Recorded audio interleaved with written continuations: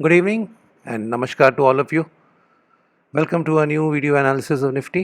ये hourly chart है Nifty का, यहाँ पे दिख नहीं रहा, ये 9889 का लेवल है and we will be analyzing this fall from 9889 level till 9117 and subsequent move of Nifty till 9440. इसके पहले का बहुत डिस्कस हो चुका है, तो आज फिर वही कहानी रिपीट हुई.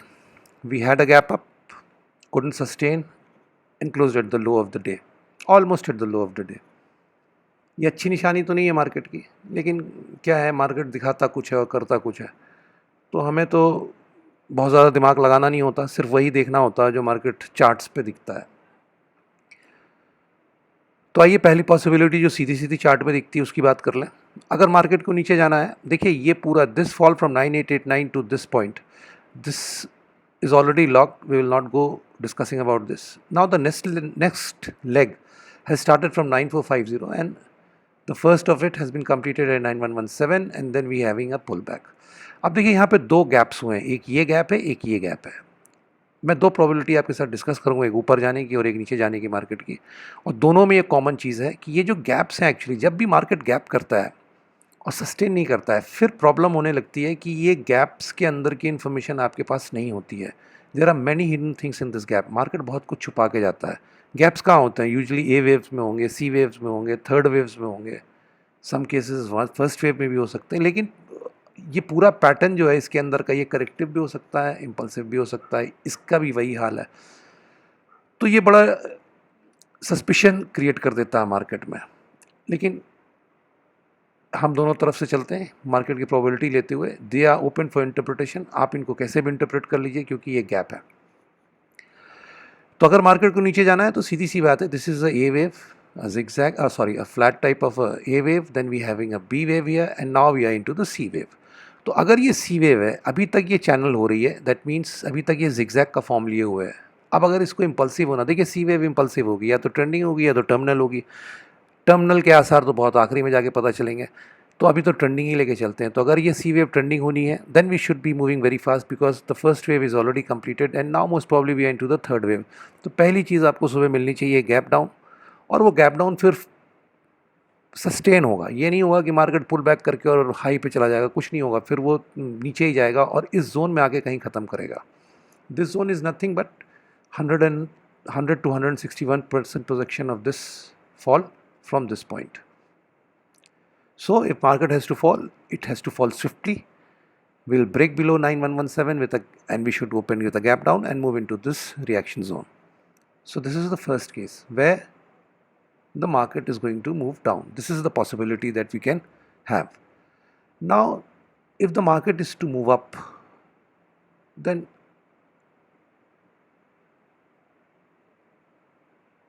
what can happen? There is just one possibility in that case.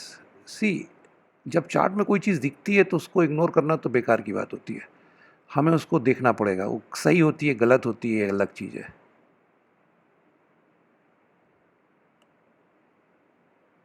अब इसमें रख लीजिए, अभी इस ए को हटा देते हैं क्योंकि ये तो हमारी उस काउंट के लिए है जब मार्केट नीचे की ओर जा रहा है.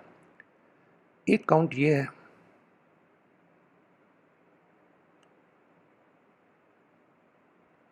मेरे ख्याल से आपको समझ में आ गया होगा ये क्या बन रहा है.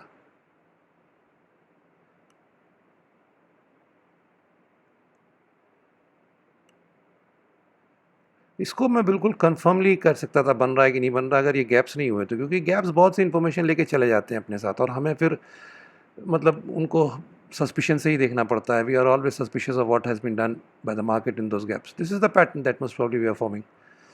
मोस्ट प्रॉब्ली जी वेव एक जिगजैग की तरह चल रही है जो कल कंप्लीट हो जाएगी या कंप्लीट हो गई हो, दोनों में से एक ही चीज़ है.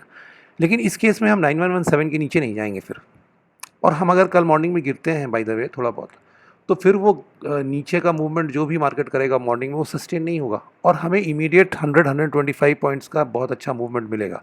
और अगर जी वेव यहाँ पूरी हो गई है तो हम सीधे ऊपर निकल जाएंगे फिर. This is the formation, this is the only formation that I can see. देखिए मैं अपनी बात कर सकता हूँ, इसमें बहुत से फॉर्मेशंस बनते होंगे लेकिन हर आदमी की अपनी लिमिटेशन होती है. तो मैं जो अपनी लिमिटेशन से देख सकता हूँ अपवर्ड मूवमेंट के लिए, वो सिर्फ ये एक पैटर्न है, ये डायमेट्रिक है जो नीचे हम ख़त्म कर रहे हैं या ख़त्म कर दिया है.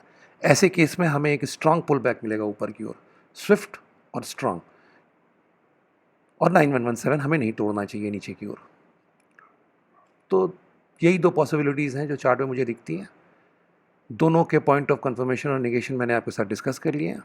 अगर मार्केट को नीचे जाना है तो गैप डाउन, और वो गैप डाउन सस्टेन करेगा और हम 9117 को तोड़ेंगे और इस कहीं रिएक्शन बॉक्स में जाएंगे। अगर मार्केट को ऊपर जाना है तो मार्केट यहीं से पुल बैक ले सकता है या नीचे जा सकता है। कहाँ तक जाता है वो लाइव मार्केट बताएगा, लेकिन 9117 के नीचे हमें नहीं जाना चाहिए। अगर 9117 के नीचे हम चले जाते हैं तो फिर ये पैटर्न हमारे ख्याल से निगेट हो जाएगा। और अगर 917 के नीचे नहीं जाते हैं और मार्केट पुल बैक लेता है तो स्ट्रांग पुल बैक आ सकता है और हम फिर ऊपर निकल सकते हैं 100-125 पॉइंट की तेज़ी में। लेकिन एक थोड़ा सा ब्रॉडर टाइम फ्रेम में आपके साथ बहुत से डिस्कशंस हुए हैं। Just keep in mind, if you are short 9450 should be your stop loss, if you are long 9117 is your stop loss. Do not give any single point after this, because then market can behave in a very funny manner. So these are the two possibilities that may play out. We should not be biased. Let the market tell us what it wants to do tomorrow morning. So till we meet again, thank you. Stay safe, trade safe, stay healthy. Thank you. Namaskar. Jai Hind.